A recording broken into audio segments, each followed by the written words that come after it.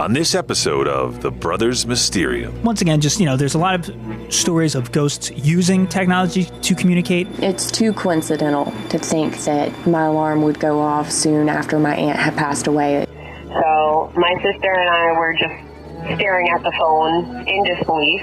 This to me is less paranormal in a ghostly sense, but almost like alternate dimension. And it must be 10, 15 minutes after we know that he died. And all of a sudden a cell phone starts ringing.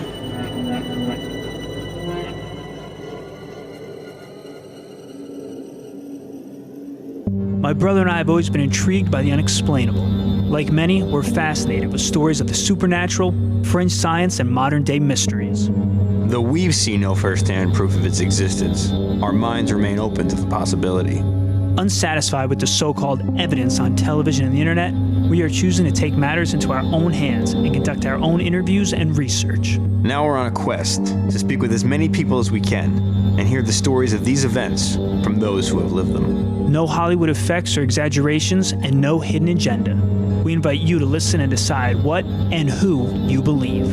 We are the Brothers Mysterium.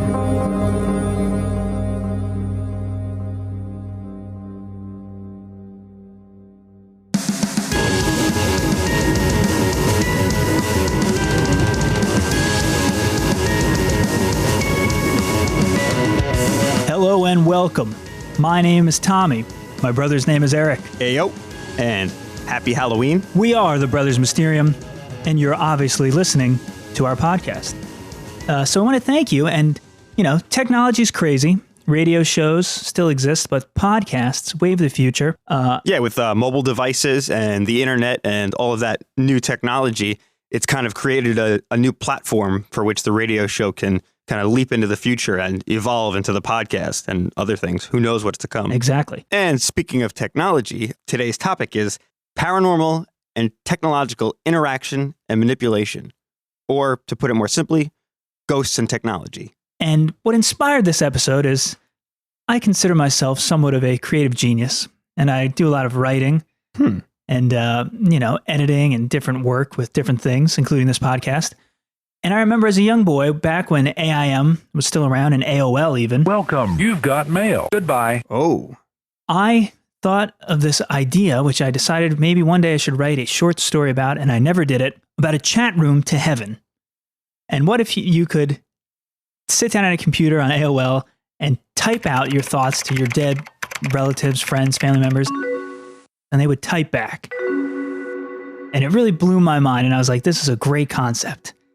And I've always said I should write a story, and I never did, and I probably never will. Interesting. Yeah, it was an interesting idea, and the technology was new at the time, and there was something about it. I don't know why I didn't just think about a phone call to dead people, but it was something through the computer. I guess something had wowed you about this new technology that had come out. Phones were kind of just matter of fact, you have rocks, plants, phones. It's true. And it was more mysterious that this typing is happening. Right.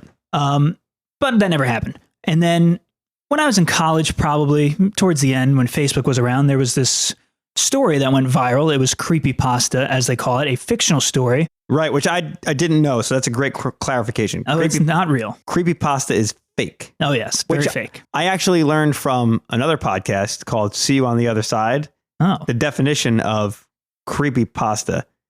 And they said it had something to do with copying and pasting creepy stories, and that's where the word pasta comes from. It's not what your mother-in-law makes, creepypasta. Yeah, so... But it might be. Yeah. But yeah, it's a fake story that basically you nailed it. People copy, paste, they share it. And this one it's written from the point of view of the boyfriend, and he's telling this tragic tale of how his girlfriend died, and he misses her, and he's on Facebook, and then he starts getting messages from her, and he can't believe it, and he's thinking to himself, did she send this before she died? But then they start conversing, and then it ends with, she sends him a photo taken from outside of his window of him at the computer.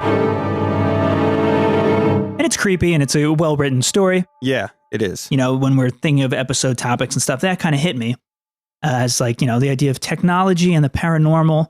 And then I actually had someone who I went to college with who passed away, and their Facebook account kept doing posts, even though they had died. And for maybe a month, I was like, did I get this wrong? And somebody else died, and I thought it was this guy. And then somebody else said to me kind of casually, dude, his Facebook thing is like set to automatically post stuff or whatever. And I was like, yeah, that's super weird, right? Because it creeped me out. So there was nothing paranormal about it. I guess he had an app or one of those weird things. There are services like that, and I should do the research. I don't know. Did you look into this yet or no? Are you going to say when you're dead, it'll keep posting for you? Or it'll send out letters? That's not what he had. I think he just signed up for whatever, like anything that got retweeted or something would do his automatically update to his thing. Okay. So like it was in place even before he was dead. It just struck me as weirder once he clearly was no longer able to do it himself. Right. But the idea still remains to me about ghosts and spirits. And so many people say they're energy, and there's electromagnetic energy. And so many stories involve ghosts, turning the lights on and off, TVs going on off, radios turning on, static. Even people, use different devices to capture ghosts, whether it's photography, iPhones, video, digital recorders, with the EVPs. People use EMF detectors to detect the electromagnetic force. Yeah, there's even devices that are built specifically for ghost hunting, which that we'll tackle that in another episode. Yeah. I mean, there's so many things, there's the spirit box, whatever they call it. Right. And then I think it's called the Ovilus too. Yeah. So anyway, once again, just, there's a lot of stories of ghosts using technology to communicate. And there's so much technology created to capture ghosts or evidence of ghosts or to quote unquote hunt them. So, I mean, with technology now, especially being such a big part of our lives where people don't even talk to each other, they just stare at their phones or, they'd rather text and stuff than call or, you don't hang out with people anymore. You just do a Google Hangout. It had me thinking about, is this possible? Are there any examples of this taking place? And there's actually kind of two very famous ones I found. The first one takes place September 12th, 2008. Two trains collided in Chatsworth, which is a district of Los Angeles, and killed 25 people and injured everybody on both trains. One of the people who died in it was Charles E. Peck. She says they might have looked like an odd couple. Andrea Katz is 6'1", Chuck Peck was 5'7". But she says they were made for each other. They've been friends for 20 years, and after his divorce a couple of years ago, their friendship turned to love. She was on her way to pick him up from the Metrolink station when she heard the news on the radio. She knew immediately he was on that train, but was he alive? And the weird thing is, for about 11 hours after the crash happened, his fiance and loved ones, family, friends were getting phone calls from him. And then they got the first call. It was to Chuck's son in Utah. And he said, "My dad just called me." And I said, "What did he say? Where is he? Is he okay?" He didn't say anything. The phone rang and it said, "Dad." And they would answer it and it would just be static. And when they called him back, it was right to his voicemail. The call has been forwarded to an automated voice messaging. Between Chuck's kids and other family members, about 36 calls were made from Chuck's phone. But they were assuming like, oh my God, he might still be alive. Is he buried under wreckage? They watched the tormenting search for survivors, certain that Chuck was alive. And so they went to the site, told the police, told the people that were searching for survivors. And then almost 5 hours after the collision, at 9:08, Andrea got a call. And we were yelling in the phone, hang in there, baby. We're going to get you out. You're going to be okay. It was the hope they needed. And when the rescue efforts were about to turn to recovery, there was another call. And that prompted search crews to trace it. It was coming from the first train. And they kept looking for him specifically with hopes that maybe this guy was still alive because he was making these phone calls. So they went back in one last time. And they were so excited. They had this incredible adrenaline rush at the thought that they could possibly go find another survivor. And we gave her a description, and they spent the next couple of hours looking for him. And they did end up finding him. Turns out he was at the front of one of the trains, died on impact. Interesting. And they said that he had died immediately on impact, and there was no way he could have been calling us. She believes those phone calls got them through the night and helped them find Chuck's body. The intellectual side of my brain thinks, gee, it was a computer malfunction, and the emotional side of my brain it was just Chuck letting us know that he knew that we were scared for him and letting us have hope. And they may never find out exactly how those calls were made because Chuck's phone was never found. Reporting from News Center, Lynette Romero, back to you in the studio. Could just be a phone glitch, I guess. It's weird that your phone would call someone it's only static, then it calls somebody else, then it calls somebody else, then it calls that one person again. Oh, so it like relayed through his phone book almost, kind of. Yeah, it was calling, and only calling loved ones, didn't weird. call his boss or something. Well, thinking about it, the calls only going to his loved ones may suggest that the calls were, purposeful and perhaps, from the other side, like he was reaching out to them. Right. And that's why it was only the family members. But it also could be that in his phone, these people were kind of grouped in his favorites or most frequent called or something like that. And somehow that was activated. Yeah. It was like cycling through his favorites. I'm kind of just speculating. Still weird, though. So weird. And, a phone is something people use all the time. Was it his spirit reaching out? I don't know. Another very famous case involves a woman who's well known to a lot of people, Katie Couric. Okay. Now, it all started when Couric admitted to the audience of her show, Katie, that she wasn't sleeping well. Her late husband, he died. And after he was dead, his phone repeatedly kept calling 911, sending the police to her house no less than 10 times. 911 calls were being made at 2 a.m. every Tuesday from her late husband's phone. Same night, same time, over months. It was then discovered that, or the phone company said it was just a glitch in his phone. A police source told the New York Daily News there was old wiring that literally would get crossed and send out a series of tones. I don't understand why it would do it only on Tuesdays, only at 2 a.m., and only call 911. That sounds, the only thing I can think of is, the way phones work and the way like alarms work kind of thing. Like your alarm goes off. You can set it to go off every Tuesday at 2 a.m. if you wish, and it'll do that consistently. That's true. It may have something to do with that, like an internal component was confused. That's what, they said it was like a glitch or bad wiring, which it could be. But again, I don't think he was like murdered on Tuesday at 2 a.m. or anything. Or that he had made the original 911 call upon his death. But those are just sort of two of the more famous, well-known cases. This is something actually I didn't think about it as deeply as you had, but I do remember after Aunt W died, who you've definitely heard us mention before, one night I just thought, why don't I call her house? Just to see by chance what would happen. You never know. Yeah, so I called and she didn't have an answering machine, so it rang for quite a while before I kind of hung up. But after I had dialed the number and heard it ringing, I definitely got like butterflies in my stomach. Like, what if I suddenly do hear her voice on the other end? Very, very creepy. It's very odd indeed. The Brothers. Mysterium.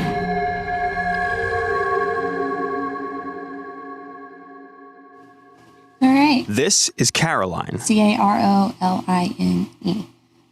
I live in Louisiana, and I'm 26 years old. And to understand her story, you're going to need a little background on her family. My mom and my aunt are actually identical twins. I was the only girl. My aunt had 2 boys, and my mom had me and my older brother. So I was kind of the little girl my aunt never had. It's kind of fun to think about that, genetically I am her daughter, just because her and my mom, have the identical DNA in them. It's really funny growing up around her as a young child. Sometimes, my cousins would scare me. That was their favorite thing to do, was pop out and scare me. Boo! With different things that they'd come up with. And I would go running into the kitchen and crying, and I would run to my aunt, calling her mom and complaining, and she'd be like, there, it's okay, but your mom's right there. I would get them confused sometimes as a child, and so we were pretty close. So now let's dial the calendar back about 7 years to when Caroline was 19 years old. I was living in Texas, not sure what I want to do as a 19-year-old kind of is. It's at this point in Caroline's life that tragedy steps in.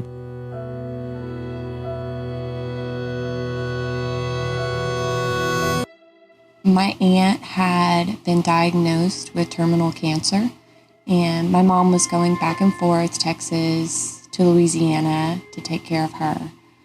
So I was living in Texas, and I didn't go see her as much as I should have.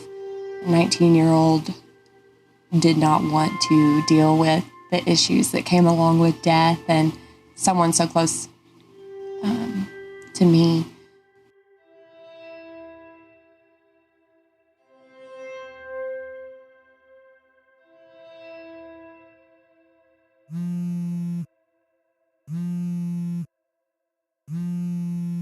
And my mom called me and my brother on a Thursday. It was after her hospice had already been called, so we knew it was getting close to the end for my aunt. My mom called and told us that we needed to come say our goodbyes because she felt like it would be soon. So, of course, me and my brother, load up and head to Louisiana to say our goodbyes, and that was a really difficult evening. We tried our best to not, cry in front of her was the main thing. That we would go in her room and we'd lay with her and talk to her, and she wasn't speaking at this point. But you could tell that she knew us. That was nice, But it was really difficult. My aunt, she was always so feisty and always, she'd let you know how she felt about something. And it's kind of funny, they're identical twins. My mom was more quiet and calm and reserved, and my aunt was very, loud and full of emotion, so to speak. That my mom always said that my aunt was the one always trying to get her excited about things, and my mom was always the one trying to calm her down.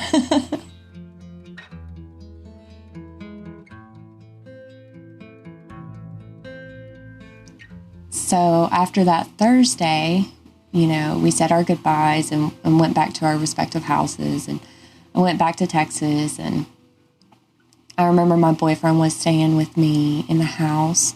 So Saturday night, don't remember much. It was pretty normal night, I guess.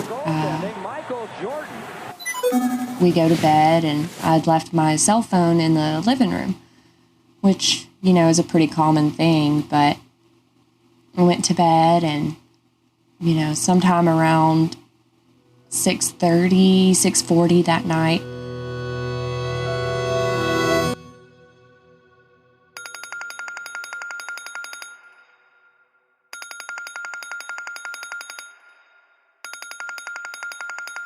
my cell phone alarm went off. It startled me. It woke me up simply because I usually don't hear my phone when it goes off in the other room, and I don't remember setting an alarm at all. It was a Saturday night. I didn't have anything to do that Sunday, so I got up and turned off the alarm and thought, that's strange, and went back to bed. And woke up a little while later, maybe a little after 8, and my mom called me around 8:30, 9 o'clock, and I knew what it was. I knew my aunt had passed, and that's why she had called. And I was right. My aunt had passed away that morning. My mom told me around 6:30. I didn't tell my mom about my alarm going off. It was, it was a really rough phone call. And when I thought about it, I thought, why would my phone alarm go off at that time? Why would that even happen? And it's too coincidental to think that my alarm would go off soon after my aunt had passed away, stayed away. I know I didn't set that alarm. I had absolutely no reason to. My phone had never malfunctioned like that before. It had never just gone off randomly, and it never did after that. It makes me believe it was my aunt, telling me bye, telling me that she was gone. It wasn't a phone call or anything, it was my alarm. So that was kind of strange. I didn't quite know how to feel about it, you know. It was just too coincidental. I had some experiences before as a kid, just a couple, but as a child, you don't know if it's, you know, looking back, you don't know if it's your imagination or if it really was something paranormal, but as a 19-year-old, it's a little more difficult to write it off. It's too coincidental. I firmly believe it was my aunt. So now, the classic Mysterium question. Looking back on her experience, how does Caroline feel about the paranormal? I still consider myself a skeptic just because the scientific part of me believes I need more proof, you know. I need more proof. But in that instance, I'm not a skeptic with that event that occurred. I do believe, you know, that we all are made up of energy. You know, that's proven. That's scientific proof. And energy cannot be destroyed or created. So it has to go somewhere.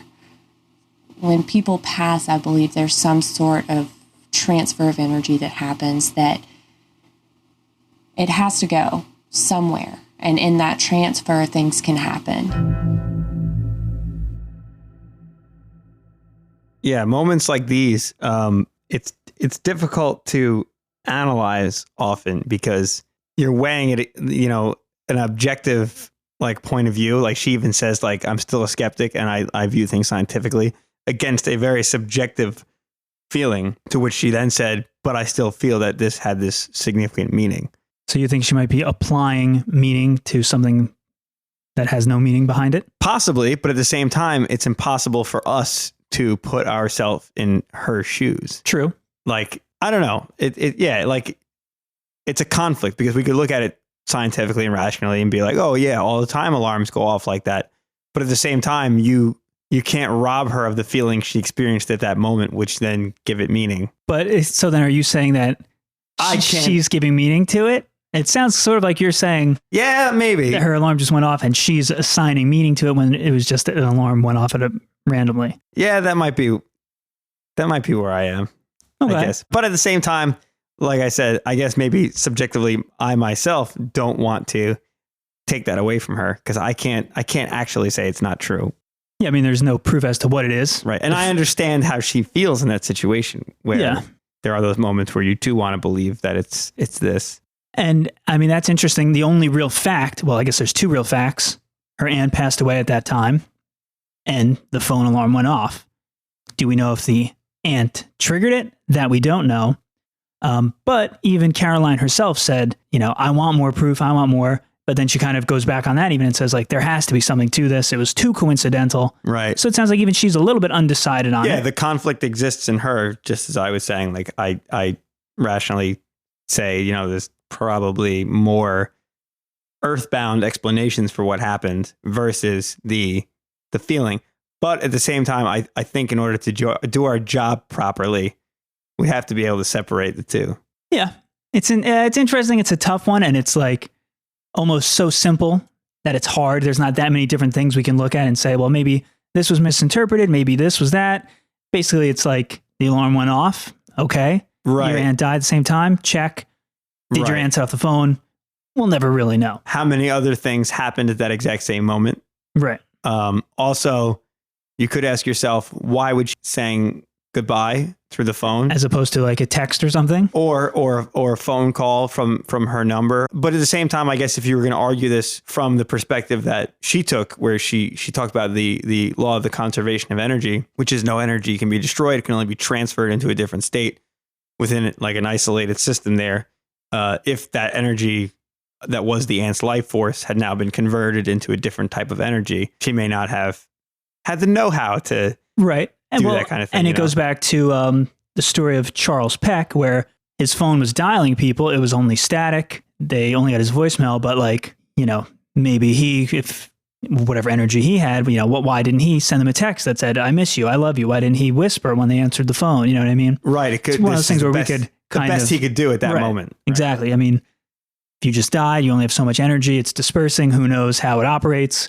You know, basically at this point, we're just sort of conjecture. Right. Because we do, as human beings, have a pretty firm grasp on how cellular signals work and things like that. We don't, however, have a firm grasp on how spirit energy can use this. Yeah. Spirit energy, if you will, works. And perhaps the two operate on a similar frequency, occupy the same. You know, we have no idea, but we can always theorize, but we don't know. We don't know. From cell phones, let's take it to something I mentioned earlier, another tool of technology used by everyone. One of the most popular websites, social media services there is, a Facebook story. This really creeps me out. What, Facebook or technology? No, the Facebook messaging stories. Oh, well, then prepare to be creeped.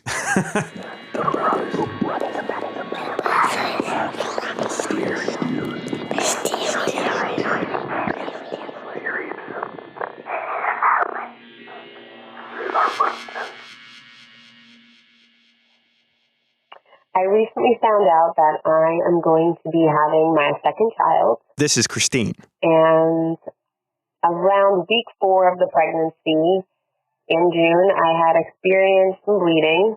And considering my first pregnancy was fairly uncomplicated, everything went smoothly, I was concerned with this. And I immediately contacted my doctor. He was worried that I was possibly experiencing a miscarriage. So the following week, I had gone into an appointment, and this is week 5 now.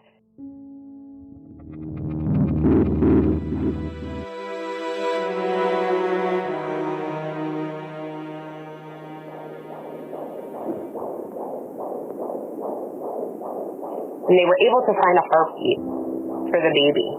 So while I did have a slight sense of relief, I was still concerned. A few weeks passed, and now it was week 7, and I started experiencing some bleeding again. So a slight fast forward, and one day Christine finds herself over at her mother's house, discussing the potential pregnancy complications with her sister. And I had just been talking to her, telling her how I was concerned that it was possible that I was losing the baby, and we were just discussing the whole situation.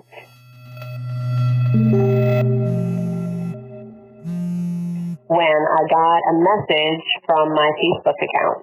So just a quick technical explanation here, and I apologize if you already know some of this, but since 2011, the Facebook mobile app has actually used a completely separate app for the sending and receiving of private messages. This app is fittingly called Messenger, and it strictly handles just that. Facebook says it introduced Messenger separately in order to allow the newsfeed function and private messaging functions to run smoother on their own, rather than cramming it all into one crappy and slow app. I do not have Facebook Messenger app on my cell phone. So this means that Christine and other users without the Messenger app cannot send or receive messages through the original Facebook app.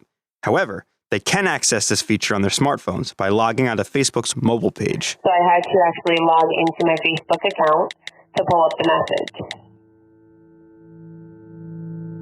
I was fairly shocked when I opened up the message because it was from a girl and the name was Juliet Lena. Juliet Lena was the name that my husband and I had discussed being the name of our baby if it was a girl. The name Juliet we just both really liked, and Lena was one of his aunt's names, so we wanted to use a family name for the middle name. So it's not a very common name, and you can understand seeing it come up unexpectedly would be a bit shocking, to say the least. So I opened the message up, and the first message says, "Hi there." And the second message that was sent just says, "Peace be with you," with a period. And that was it. There was nothing more. And I didn't respond I was a little confused at why someone would just go out of their way to message me. Sometimes you get some kind of links that are spam or they're trying to get your information, but this was strictly just, hi there, peace be with you, and that was all. So my sister and I were just staring at the phone in disbelief, and later on I had gone home and I was telling my husband the story, and I went to pull it up again to show him. At this point, the Facebook app would not let me get into my conversations at all. The message with Juliet Lena had been locked, and it gave me an error code that said unable to reply to conversation. So not only could I not reply, but I also could not see the messages. This specific error message pops up when a user has disabled his or her Facebook account, or they've had it forcibly disabled by Facebook. On the main message screen, I was able to see only the last message and a small icon of Juliet Lena, of her picture, her profile picture. But other than that, I was not able to access the message. And I was also unable to contact her. When a user disables their account, remnants are always left behind, such as seeing conversations that are inaccessible in your inbox, or like the name of a friend still appearing on your friends list, even though their account has been disabled. These facts, however, only explain the technical reasons for why Christine was unable to access the messages. The bigger mystery still remains. I had noticed when I had originally looked at the message that we had one mutual friend. It was a boy I had gone to college with. So I tried to search our mutual friends in hopes of finding this girl, Juliet, on our mutual friend list. Unfortunately, I was unable to locate her through our mutual friends. And even in doing an individual search, her name no longer came up. There were other Juliet Lenas, but the one with that specific profile picture was completely erased off Facebook. There was no, I couldn't find anything. So now I'm a little bit confused that it just randomly disappeared. And I could see the old message, I could see the peace be with you part, but it just was strange how now suddenly I couldn't find anything else on Facebook to do with this girl. So I'm taking it as some sort of sign, maybe a guardian angel from above just telling me, relax, it's okay. And I am now about 4 months pregnant, and I'm actually having a baby boy, which I was surprised about considering this whole little escapade. I figured it must be my baby girl trying to send me a message, but instead I guess it was just my guardian angel telling me that everything is going to be just fine. So currently, the message in Christine's inbox is completely blank. The name, the profile picture, and the text of the message have all vanished. The only thing still visible is the generic Facebook silhouette and the timestamp. For pictures of this blank message and the original, check out our Facebook page at facebook.com/thebrothersmysterium. Also, just another update, a few months after recording this story for us, Christine gave birth to a healthy baby boy. So we want to thank Christine for sharing that story, very personal story. And there's 3 main things that hit me. Number 1 is, once again, the timing of it, which is right when she thinks she might be having a miscarriage, things are going badly. Number 2 is it's the exact name, and a weird name at that, and it's a combination of 2 names. Right. So that to me is like way, way, way too much to just be a coincidence. And 2, I mean, Lena, especially spelled the way it was Lina. In my mind, I spelled it differently. Right. Yeah, it wasn't like the name was like it's a common girl's name. I don't even know, like Mary or right, Kristen Rose or something like that. You know. Yeah, a very specific name, and to get that name at that time is weird. And the third thing is that then so quickly the account is gone, deactivated, can't reply if it was a spam bot or if it was somebody, that knew her and was trying to catfish her or something. They would have continued messaging her and whatever, but just to, pop in, send that message, and then the account's gone, is very weird, unexplainable. And the interesting twist to this one not a ghost. She said it was a guardian angel. Okay. Right. She even said like she thought maybe it was Juliet Lena, her possible daughter, right, sending a message, which I have heard a lot of theories, and even Bert mentioned this in one of our Medium episodes where it's like you're alive before you're born. It's almost like you're a ghost before you become a baby, and then when you die, you return to being a ghost. To me, it made me think of like maybe it's her daughter. This to me is less paranormal in a ghostly sense, but like almost like alternate dimension. Like, right. I guess you could say it's more supernatural. Right. If you want to. Yeah. Like anyone who's seen the show Fringe, like there's like the two worlds. Most of us experience life as a linear progression. It's like this. But this is an illusion because every day life presents us with an array of choices. As a result, life should look more like this. And each choice we take creates a new reality. Like this could have been her daughter from the future, and I'm leaping here, but yeah, it's weird. And we did do a search. We tried to find the name, try to see if we could find the profile, but again, it is deactivated and gone. We looked at the picture and took it and did a Google image search, and I ran it through some other reverse search engines for images. I even made, to the best that I was able to, I made a replica of the logo that you can see on her shirt in the picture. And I ran that through some reverse searches and that kind of thing, hoping I would find at least a small clue that would lead me to something. And we got nothing. Not a thing. We kind of realized it doesn't really matter then anyway. And right. like, even if we had found the photo and it was from, a magazine or something, somebody could have just grabbed it if it was a person doing it. If it's not, who knows? It's a weird one. And sometimes I like it when we can't easily explain what the hell's going on. Sometimes I like it too when there's something to chase after, because I'm not giving up on that photo thing. I think I'm going to continue to hunt and seek. And like Tommy said, even if we find the source of the photo, well, it's not going to give us everything, but it might give us something. So let's do this. I'll see if I can't get permission, because I was sent the photos of the conversation. Okay. I'll see if she will allow us to post it on our Facebook page in the album. We'll do an album for this episode.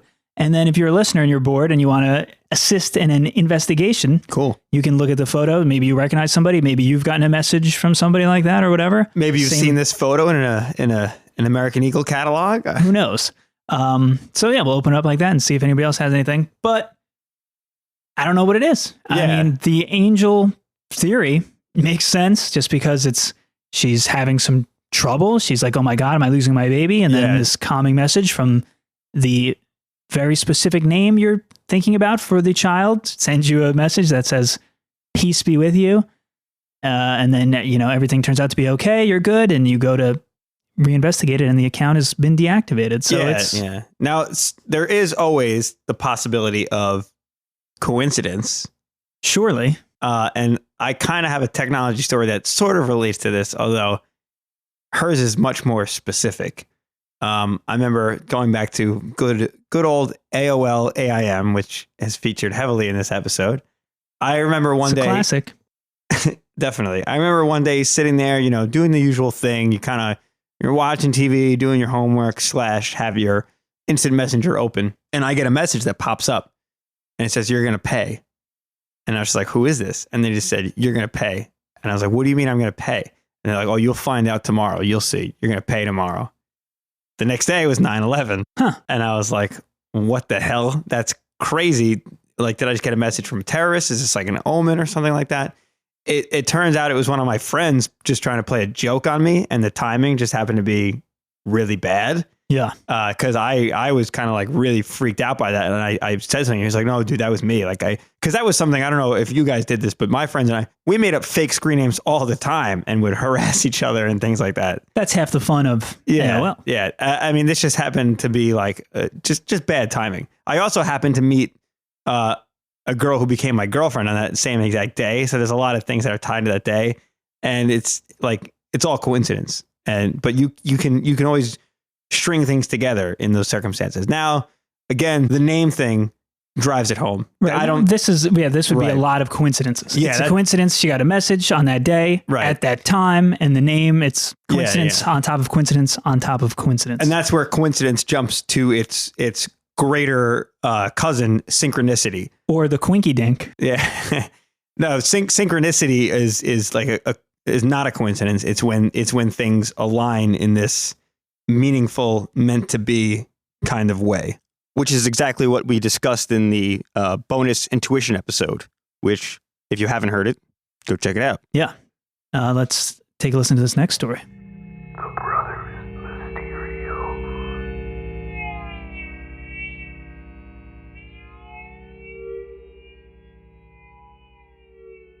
I'm Andy from Boston. I am 31 years old, and a little over 3 years ago, my dad passed away after, I guess, over a year battle with cancer.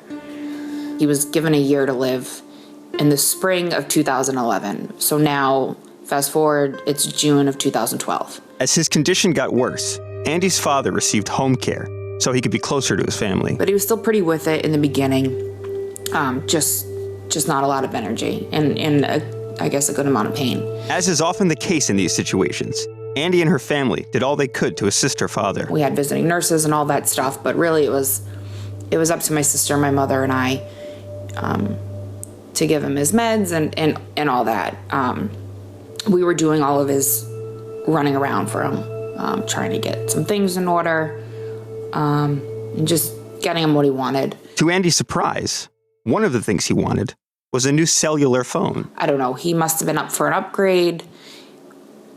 It was an iPhone 3, I think, at the time. I don't remember why he wanted a new phone.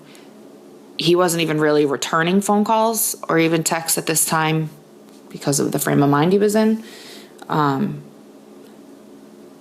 So it seemed pretty pointless, I guess, but whatever. Even though Andy and her family expressed their feelings regarding the phone and believe it to be mostly useless and irrelevant at this point, Andy's father insists on getting his upgrade. After some discussion, Andy finally decides she might as well do it, just to put the subject to rest. After a couple days, I took his phone to an Apple store and I upgraded it. It turns out that the data from the previous phone didn't properly transfer to the upgrade. This only makes the phone seem that much more useless. He didn't have his contacts, so some numbers were coming in, he was kind of looking, and it lasted about a day. And like I said, it was pretty pointless. So after a couple days, the battery died. We didn't really pay much attention to it. My mom cleaned up the room as she usually did, and at some point during this time, put it in a bag that was packed with some of his clothes and put it at the end of his bed, like off to the side of the room. We got the phone died, put it away. It was a non-issue. So things obviously got worse. And the night of July 10th, 2012, he passed. It was a few hours of just waiting for, I guess, the last breath.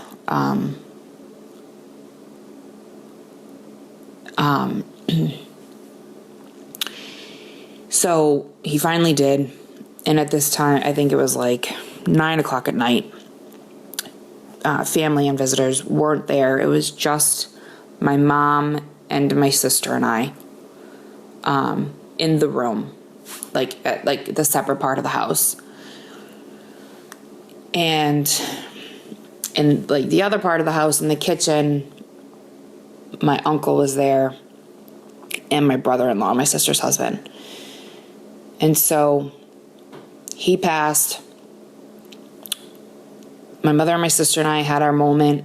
And then my mom got up and she said, I'll go call, I guess, the funeral home. Honestly, I don't even know. I guess that's who comes and picks them up, maybe.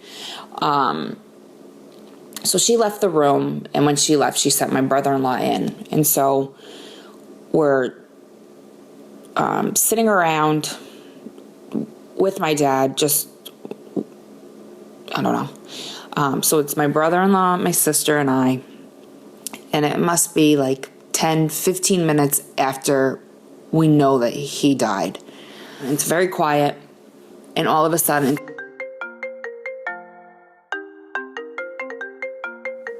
We all look at each other. My sister thought it was her husband's phone. I think she got a little aggravated. Like, Paul, pick up your phone. And he's like, it's not my phone. She looked at me. I said, I haven't checked my phone in days. So she stands up frantically and she's looking for it and she can't find it. And then obviously she hears that it's coming from his bag of clothes that my mom had just put away to the side. So she's digging through it and it's the cell phone. And it's a random California number. And so she picked it up.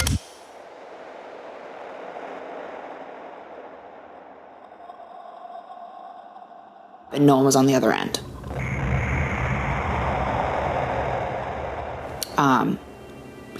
And like I said, I mean, she was shaking. We were in a state of shock, obviously, because it had only been 10, 15 minutes tops. Honestly, it was probably 10 minutes. We all got the chills. We looked around. Like, it was the craziest, like, wave of energy that came through the room. The phone was dead for days. I think maybe over a week, weeks. But it was such an issue to get the phone. And then we completely forgot about it. And then he passes, and all of a sudden, it starts ringing. So I don't know. It was, I mean, we definitely all took it as a sign, if you will. But I've never experienced anything like that in my entire life. As a follow-up to Andy's story, Tommy got in touch with her because he wanted to know whether or not she still had that phone number somewhere. Unfortunately, she does not.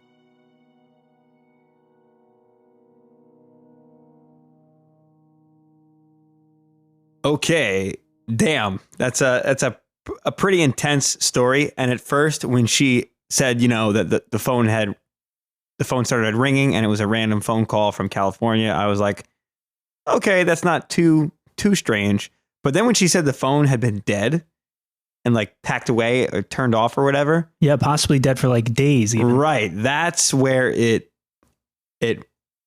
really takes on a whole new feeling. Definitely want to thank Andy for sharing that story. Not easy to talk about, but we always appreciate when people open up and share those things with us for the show. Absolutely. Thank you. And it goes back to, which is kind of the theme of this, as we've said, basically for all these stories, is it just coincidence or is something going on? But again, like the timing is so crazy. And I think, like I said, I think the bigger element is that the phone was dead, shut off, packed away. Like that. Right. Other things are like a cell phone doing normal cell phone things at an odd moment could fall into the realm of possible coincidence. This is different. Yeah, it almost defies logic. And one key thing that she said that struck me was she actually used the phrase like there was a wave of energy in the room. Right. Which a lot of people have said this whole episode, technology and energy. Mm-hmm. You know, maybe it was the release of that energy that sparked the phone and turned it on. Yeah. I did ask her afterwards, number one, was there a connection with California with her father? Did he always want to go there? Did he grow up there or anything? There's not.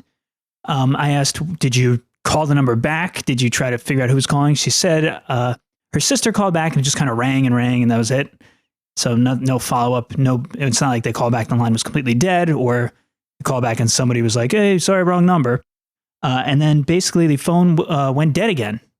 So it kind of came back to life for this call. That's crazy. And then the phone was back to dead. I mean, as she said, he kind of insisted, I need it, I want it, but never ended up using it anyway. Yeah, I totally even forgot about that element of the story because I was so taken with the phone being dead that, the father was insisting on getting the phone. And even when, right, even though she said several times it was kind of pointless. She knew it was, but it was kind of like, whatever, dad wants the phone, I'll go get it. Weird. And then never used it. So, it died on its own. The mom found it and just kind of threw it to the side in a bag with other stuff. And then, of all the times for the phone to come to life, I think I'll put it out there. I think it's more than a coincidence that that's the moment that this phone kicks back on. Like she said, 10 minutes or less right after he had passed away. And they answer and no one's there. you have to answer that too. You hear the phone ringing in the Of bag course. like that, you have to answer that. I mean, that moment alone of her and her sister and then her brother-in-law, the three of them in the room. Yeah, I was trying to put myself in her and place. then all of a sudden you hear a phone and like her sister's even pissed off at her husband. Right. And was like, answer your phone, man. What the heck? And he said, it's not my phone. And then they looked at each other and not me. And then all of a sudden, come on, Paul. We realized where it's coming from. So yeah. It's heavy, eerie. Heavy. Yeah. Very, eerie. very heavy, very spooky. And again, it's like, how many times can you just say, well, it might just be a coincidence? That kind of wraps up the episode. I am going to say, if you listening have a cool technology story, something you've experienced, somebody you know has one, please don't hesitate to hit us up, thebrothersmysterium@gmail.com, because it's always cool to revisit stuff. So don't feel like, oh, they already did this episode, so I'm not going to bother telling whatever. We could always do technology and the paranormal part 2, whatever it is. So if you've got a cool story involving technology, supernatural, let us know. And if you're willing to, if you want us to look into something further, try and provide stuff for us to go on. Like we had the picture from the one story. So if you've had a creepy technology / paranormal story, give us everything you can to work with, and we'll try and get to the bottom of it if you want to. Because like we said with the first story, some of these moments are a little personal. So you may not want to go that route with it. But if you're willing to, share as much as you can. On the next episode of The Brothers Mysterium. Can pets become ghosts? So at each pillar, there's a dead horse, and you can hear them stomping around at night. One of the first ghost stories I ever heard was a ghost pet story. Maybe you would feel small feet walking across you as you lay there. Well, after he was put down, we would continue to hear scratching at the door. And I'll never forget this. I see the distinct shape of the shoulder blades shifting as it's walking.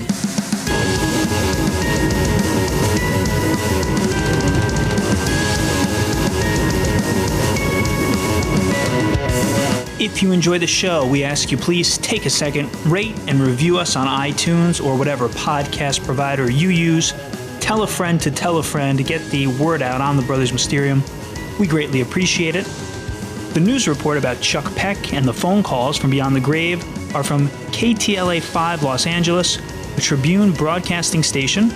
The report on Katie Kirk's late husband's phone is from the Huffington Post's HuffPost Live. The clip about alternate realities is from the TV show Fringe, episode 19 of season 1, entitled The Road Not Taken, produced by Bad Robot Productions and Warner Bros. Television, and distributed by Warner Bros. Television Distribution. An amazing show, you should check it out. John Noble is amazing in it, props to him. Our theme song is by The Never Grin. Check them out at www.thenevergrin.com. Thanks to Dan and Gwen Hudson for their voices, as always. And if you want to check us out, you can do so at thebrothersmysterium.com, our somewhat brand new webpage. Hit us up on Gmail at any time, thebrothersmysterium@gmail.com. Send us a tweet. You can find us on Instagram. Both of those are at Mysterium Bros. And of course, you can go to facebook.com/thebrothersmysterium. We look forward to hearing from you, and we're glad you like hearing us. Thanks for listening.